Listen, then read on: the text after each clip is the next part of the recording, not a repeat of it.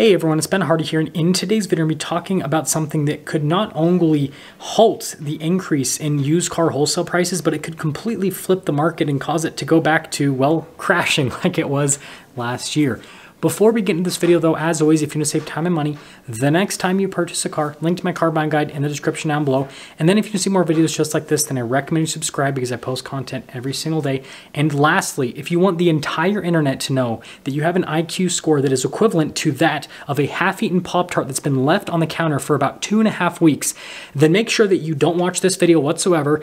Comment down below that Ben Hardy has flip-flopped yet again because you just read the title. Let's get into it.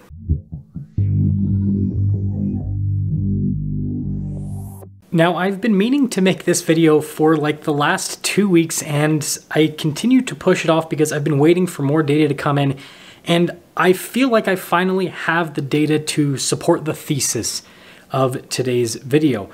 So what we are currently seeing right now with tax returns that have been filed is that the average refund that a person is getting is far lower than what we have seen over the last couple of years and frankly over the last decade. So we've got this chart right here. Hopefully you guys can see that chart right there. And basically this chart shows the average tax refund since 2012. 2012's tax refund was $2,800, and if you basically go from 2012 till 2016, it hovers between $2,800 and $2,700. 2017 had a big year, over $3,000 for the average tax refund. Now, if we dive into the pandemic years, 2020 saw an average return of $2,500, 2021 $2,800, and 2022 saw an average return of $3,200. Well, 2023 so far has seen an average return of $1,900, which, well, you don't have to be a math genius to figure out that that is significantly less than what people have been used to over the last couple of years and frankly, over the last decade. Now, in terms of the reasoning as to why these tax returns are so much less is, well, there's obviously not a bunch of stimulus that's being injected into the economy like it was over the course of the pandemic.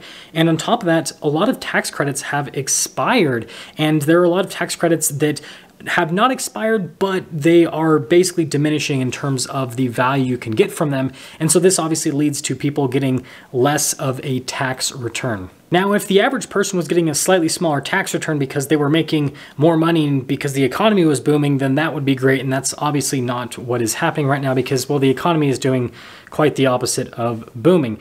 And the thing to really show this is the amount of household debt. It is increasing quite substantially. So here's your next little chart. All you need to know is that, well, the chart goes up. So household debt is starting to increase at a pretty much exponential rate. Student loans are going up, credit card debt, mortgage debt, auto loan debt, home equity, lines of credit, everything is on the rise currently, especially when you compare things to, pre-pandemic levels. And the next statistic that I think is absolutely terrifying, and this comes from Bankrate's January survey, is that 36% of people surveyed said that their credit card debt is higher than their emergency savings, which is a record high compared to what has been seen historically. And so not only do people have more debt, but their savings is dwindling. And so we are in a situation where we basically have people getting a smaller tax return, the average person has more debt, and they have less money in their savings account. And so this finally leads me into talking about the car market. So dealerships have been preparing for the spring sales, right? Tax season.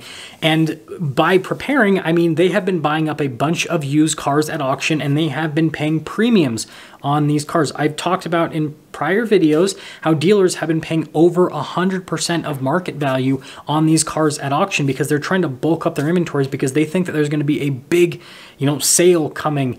And well, the data doesn't necessarily support that because, again, we are going into a spring sale season where the average person is getting a smaller refund. So that means that they're not going to get as much money from Uncle Sam as they thought.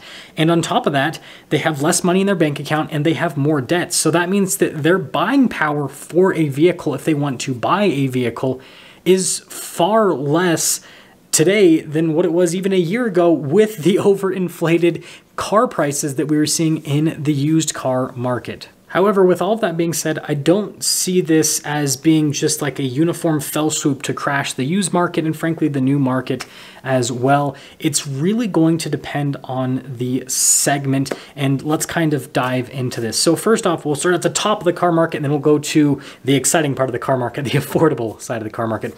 So with Highlines, used Highlines are most likely going to continue to decline because the buyer base that typically purchases used Highlines is getting absolutely decimated right now. Think about all the people getting laid off of their, high-paying tech jobs. That's the typical buyer for a used Highline, right? Because they want a cool, flashy car, but they want a better value. Whereas the people that are typically purchasing the brand new ones, well, they still have a bunch of money, right? Think about like high-paid tech job versus the CEO of a tech company. The CEO of the tech company, they're still making money. They're still going to be buying cars. Just an example. So with those two markets, you're going to see a complete split. So you're going to see the used luxury cars continuing to decrease in value, whereas the new ones, they're still going to be going for price premiums. Now, if we dive from that to, just more expensive regular cars, so think about like you're loaded up on big American SUVs. So like, Ford Explorer, Ford Expedition, Jeep Grand Cherokee, again, the kind of like nicer cars, but from like regular brands, if that makes sense. These cars on the new and on the used car market are going to continue to absolutely struggle because, well, on the new side of things, again, the buyers that typically purchase these cars have way more debt. They have way less money in their savings account and they're getting a smaller tax return. And so the last thing that these people are going to be thinking about is buying a brand new shiny $50,000, $60,000, $70,000, $80,000 vehicle. And so I expect to see pretty large declines with vehicles in these segments in the used market, and I expect to see bigger incentives on these vehicles within the new market in the coming months because the demand, frankly, is just not going to be there. Now, once we dive from that to the more affordable cars, so within the new car market, think about cars that are sub $40,000, sub $30,000, and then with the used car market, think about cars that are probably sub like $25,000, $20,000, especially sub $10,000. With these more affordable vehicles on the new car side of things and the used car side of things, I don't see demand going away anytime soon because you're going to have all of the typical buyers for the more expensive vehicles basically push down into the segment because, again, more debt, right? Less savings, a smaller tax return. They're going to want to downsize, right? They're going to do everything that they can to downsize their lifestyle. And so that's going to push up demand for these more affordable vehicles. And so expect availability to be pretty scarce for these vehicles and expect the prices on the used side of things to continue to probably go up. And on the new side of things, don't expect incentives anytime soon. Like, don't expect to see any sort of incentive or discount on, like, I don't know, a Honda Civic, for example. And if it's like a $10,000 car, well, good luck getting it. That's all I gotta say. And you're probably gonna have to pay a lot of money for not necessarily the nicest car. And an anecdotal example that I will give you is my wife's old 1999 Ford Expedition.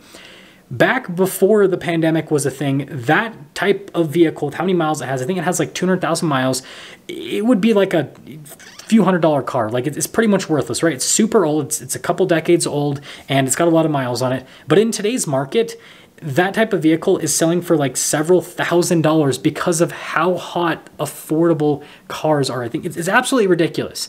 And so that trend is most likely going to continue, and with what we're seeing economically, it's frankly just going to put even more upward pressure on that particular side of the market. So I guess if you're looking for a brand new, shiny, like big non-luxury vehicle, you're probably going to be able to get a pretty good deal in the near future. Or if you're looking for a used luxury car, well, the deals are most likely only going to get better into the future. But if you're trying to buy, I guess, a bougie, brand new luxury car, well, you're going to have to do a bidding war with all of the rich people that still want to spend money on these luxury cars. And if you want an affordable car, well, good luck to you. That's all I got to say. I'll see ya.